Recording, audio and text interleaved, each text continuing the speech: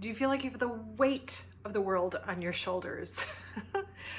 I do, literally and figuratively these days. My shoulders and my neck are so tense and tight.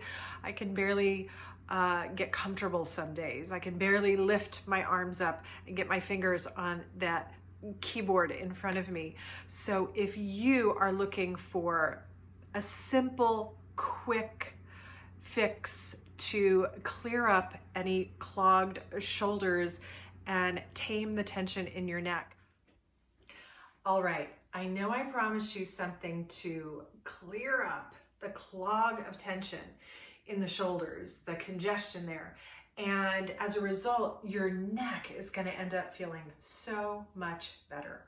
When the shoulders don't move well, the neck tends to pay the price. And not only that, but when the shoulders don't move well, the breath doesn't move well. So this is going to help your breathing too. All you need for this is some sort of a strap or a belt. I have a yoga strap here, but if you don't have one of those at home, it's not that big of a deal. You can just grab the belt off your bathrobe, a literal belt, like a stretchy band that you may have gotten from your physical therapist, or some exercise band, something that is long and you can hold on to. And then the first thing you want to do is to stand in a way where you feel stable. I know you can't see my feet in the video, but I am standing with my feet about hip distance apart, maybe a tiny bit wider. My feet are pointed forward, so I'm nice and stable. And then I also want my pelvis to be stable. So the pelvis has a rocking ability forth and back. And if you rocks too far back, you get a tuck and you can end up in a slumping position. And if it's tilted too far forward, you may get that sway back and some compression back here. So the pelvis is flush, right? Front and back. So you want open front and back of the pelvis. Same with the rib cage, right on top of the pelvis. If you practice yoga, you know this is the building of Tadasana, the mountain. For those of you that don't practice yoga, it's just standing up straight.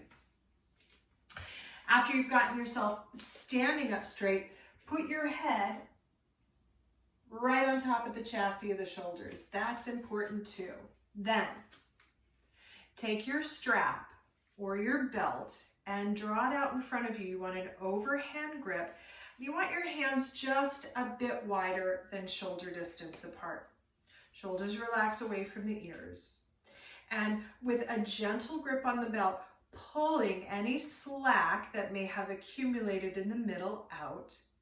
Take a breath in, keep the elbows straight, go as far up and as far back as you can go without arching into a back bend.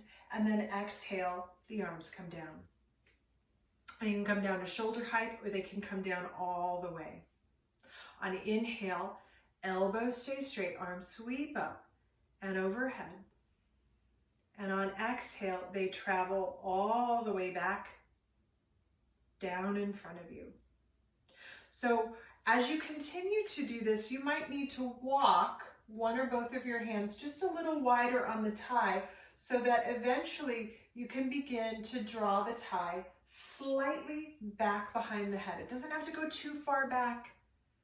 You want to go just far enough back behind that you still can feel a stretch on the front side of your body. It could be the belly, the chest, it could be the shoulders, or even the armpit area may feel a little stretch there.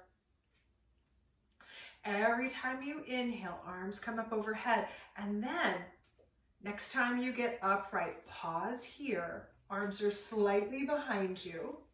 And on exhale, let both arms start to travel over to the right.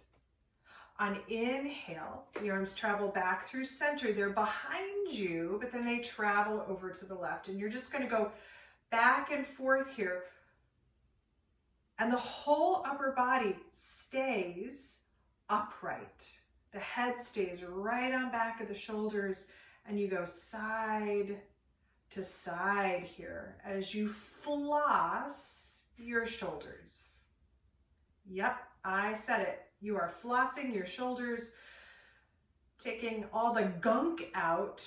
You can start to let that arm that's dropping down drift behind you a little bit and clearing up the clog in those shoulders.